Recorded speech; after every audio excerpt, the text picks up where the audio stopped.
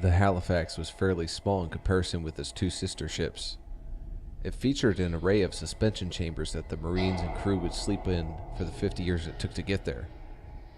Early theories in the 20th century maintained that humans could be frozen for extended travel to slow down the aging process. However, when they attempted to do so, the unlucky bastards would always die instantly. Trials were conducted in secret on death row inmates, so no real loss was felt.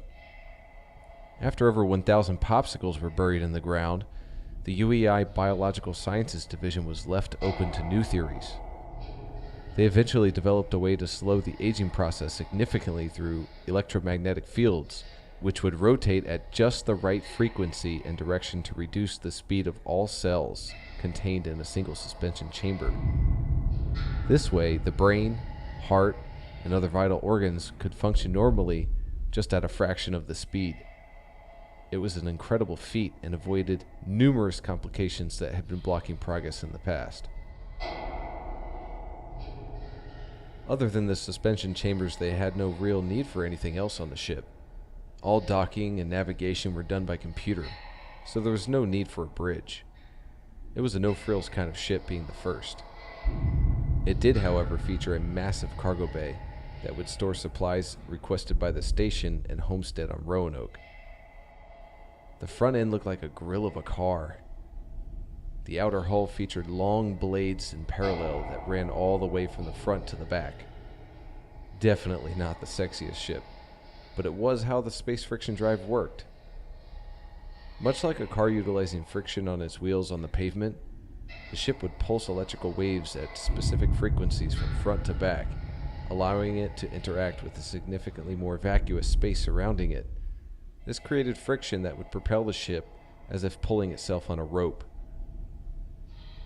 The front grille helped redirect space around to the sides and then toward the back. The thing looked like a whale shark, always searching for food.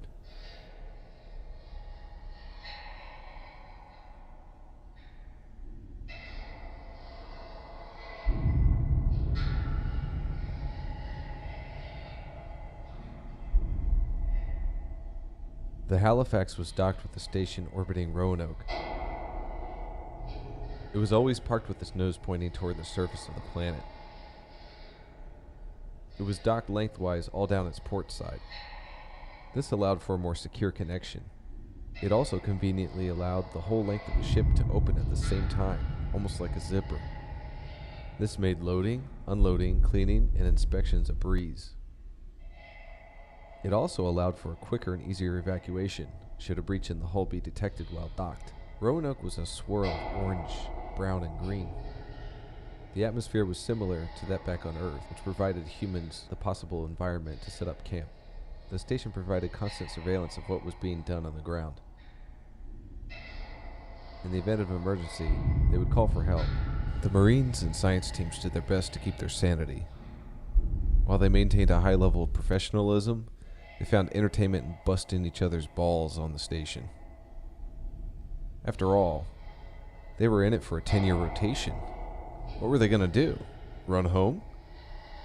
Impossible to do anyway. 3 codes were needed to relaunch a ship like the Halifax.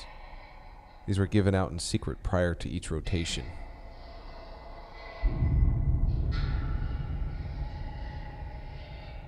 While they continued to train on station, they experienced long periods of downtime. Drills were conducted, skills were maintained, and the morale stayed fairly high, but they were always hungry for a real emergency. I'll tell you, when I get back, I ain't smoking this mild shit anymore. I got a date with old friends. Yeah, in the ground. Yeah, ain't that right? Exactly.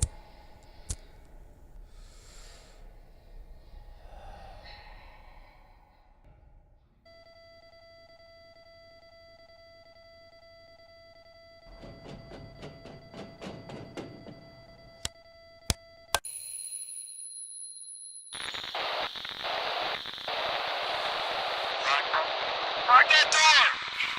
This is Roanoke Central Command. Oh God! I need a weapon!